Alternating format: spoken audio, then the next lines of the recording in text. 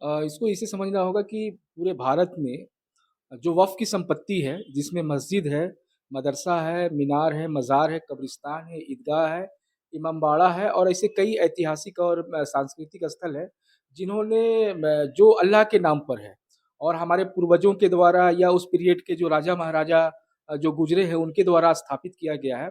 और झारखंड में भी एक बहुत सारी वक़्फ़ की संपत्ति है, जिनकी संख्या लगभग 151 के आस-पास है और रांची जिला में 19 ठो वक़्फ़ की प्रॉपर्टीज़ है, वक़्फ़ संपत्ति है। अभी भारत सरकार ने जो भारतीय मुसलमान हैं, उनसे बिना मशवरा किए हुए या जेपीसी को जो सुझाव दिया गया था, सामाजिक संगठनों के द्वारा या धार्मिक संगठनों के द्वारा, उन सुझावों को बिना शामिल किए हुए हड़बड़ी में रात के 2 बजे और ढाई बजे जो है लोकसभा और राज्यसभा से और फिर बाद में महामहिम राष्ट्रपति महोदया से उन्होंने वक्फ अमेंडमेंट एक्ट 2025 में मुहर लगवा के 8 अप्रैल से इसको लागू करवा दिया। अब 8 अप्रैल से वक्फ अमेंडमेंट एक्ट 2025 भारत में लागू है। लेकिन मसला ये है कि जो एक्ट है वो संविधान की मूल भावना के खिलाफ है। अब इसको इसे समझना होगा कि भारत के संविधान के अनुच्छेद जो 26 है, उसमें हर व्यक्ति, हर संस्थान, संगठन को अपने धर्म, परंपरा, मान्यता, मर्यादा के अनुसार अपनी संपत्तियों का मैनेजमेंट करने का, प्रबंधन करने का अधिकार देता है। लेकिन अभी जो अमेंडमेंट एक्ट आया है वो 26 जो अनुच्छेद है, उसका उल्लंघन करता है। यही नहीं, जो अभी जो नया एक्ट आया उसमें ये कहा जा रहा है कि जो राज्यों में वक्फ बोर्ड होंगे या केंद्र का जो वक्फ परिषद होगा, ट्रिब्यूनल काउंसिल होगा, उसमें 2 गैर मुस्लिम सदस्य होंगे।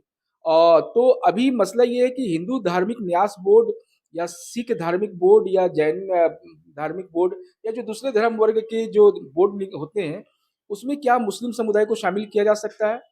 ज़ाहिर-सी बात है कि नहीं किया जा सकता है।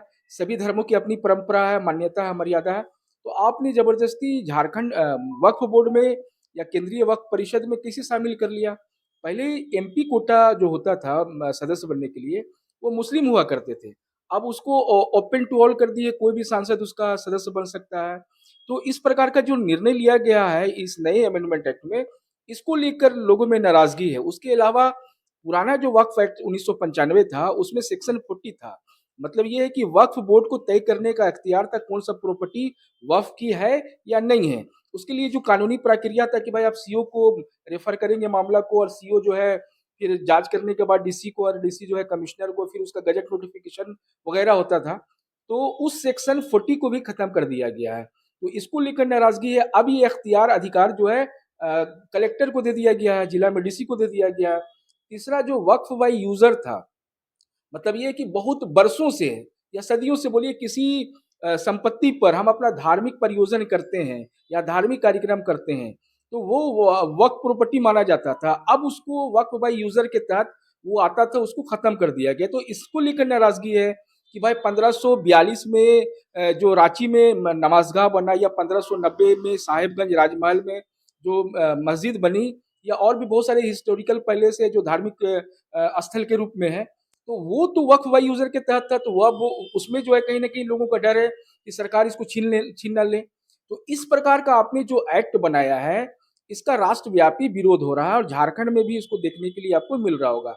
हम लोग भारत सरकार से माँग कर रहे हैं कि भारतीय जो मुसलमान है, उसकी अपनी जो मर्यादा है, परंपरा है, जो धार्मिक आचरण है, आप उसका पालन कीजिए और अनुपालन करवाते हुए जो अमेंडमेंट किया है, फिर से उसमें अमेंडमेंट कीजिए और फिर उसको लागू कीजिए। यानी कि मेन जो मुद्दा है वो ये है कि वक्फ अमेंडमेंट एक्ट में 2 नॉन मुस्लिम्स का इंक्लूड होना। नहीं, नहीं, हमने कहा ना कि वक्फ बाय यूज़र को समाप्त कर दिया गया, सेक्शन 40 को समाप्त कर दिया गया। पहले क्या होता था कि अगर कोई वक्फ की प्रॉपर्टी को गलत ढंग से बेचते थे, तो उस पर नॉन बेलेबल सेक्शन के तहत उस पर एफआईआर होता था, उस पर कार्रवाई होता था। आपने उस सेक्शन को भी हटा दिया। आपने इस अमेंडमेंट एक्ट 2025 में लिमिटेशन एक्ट लागू कर दिया। मतलब जो भूमि को लेकर जो सामान्य कानून है, उसको इसमें शामिल कर दिया। अगर कोई व्यक्ति वक्फ प्रॉपर्टीज़ पर 12 साल से काबिज़ है, मतलब कब्ज़ा किया हुआ, तो अब वो उसका मालिकाना हक वो उसका दावेदारी करेगा। तो आपने क्या किया? आपने कहा कि भाई हम वक़्फ़ प्रॉपर्टी को सुरक्षित करेंगे, उसका डेवलपमेंट करेंगे, जो कब्ज़ाधारी है हम उससे मुक्त करवाएँगे, लोगों का विकास करेंगे। तो आपने लिमिटेशन एक्ट कैसे शामिल कर दिया उसमें? मतलब 12 साल से अगर कोई रह रहा है उस दुकान पर, मकान पर या ज़मीन पर, तो वो बोलेगा कि हम अब कहाँ जाएँगे? तो हमको ये दिया जाए। तो इस प्रकार का जो निर्णय है, वो असवैधानिक है। दूसरा चीज़ ये कहा जा रहा है कि हम महिलाओं को शामिल करेंगे। इन्होंने कहा ना कि अब 2 महिलाएँ उसमें शामिल होंगी। लेकिन जब आप वक्फ एक्ट 1995 देखिएगा, उसका धारा 14 देखिएगा, तो उसमें पहले से 2 महिलाओं को शामिल करने का प्रोविज़न रहा है। उसके अलावा उसमें कहा गया है कि भाई हम महिलाओं को जो है भत्ता देंगे, उसको मुख्य धारा से जोड़ेंगे। तो वक्फ एक्ट 1995 का सेक्शन 81 देखिएगा आप, धारा 81, तो उसमें पहले से प्रोविज़न है कि जो विधवा, जो विडो है, उसको वक्फ प्रॉपर्टी से जो आमदनी होगा उससे उसको भत्ता दिया जाएगा। तो आपने झूठ बोला, आपने ये कहा कि भाई रेलवे और डिफेंस के बाद सबसे ज़्यादा प्रॉपर्टी जो है वक्फ की प्रॉपर्टी है। ये भी गलत जानकारी आपने दिया। तो इस प्रकार का जो है आपने भावनाओं से खेला और लोगों को दिग्भ्रमित किया और हड़बड़ी में आके एक समुदाय विशेष को दरकिनार करके, नजरअंदाज करके आपने उसके लिए अमेंडमेंट किया एक्ट में।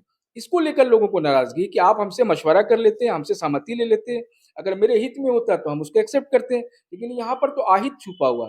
इसको लेकर लोगों में नाराजगी है।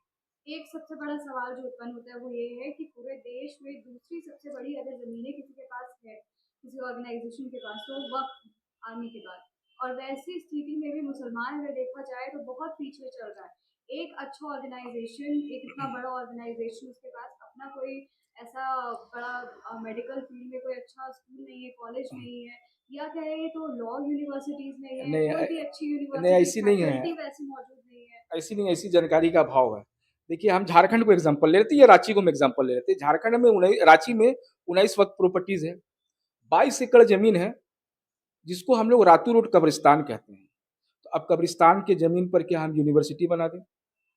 ज़ाहिर-सी बात है नहीं होगा। मज़ार की ज़मीन है डोरंडा में, वहाँ पर क्या हॉस्पिटल हम बना दें?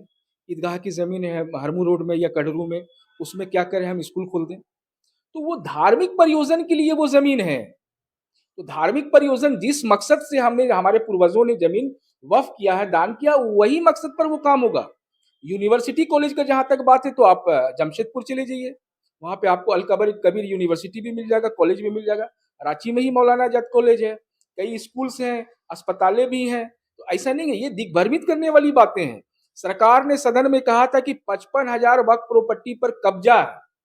ये हमारे किरण रिजिजू जो अल्पसंख्यक कार्य मंत्री भारत सरकार है, उन्होंने जवाब दिया था। तो जब कब्जा है तो आप उसको कब्जा मुक्त क्यों नहीं करवा रहे हैं?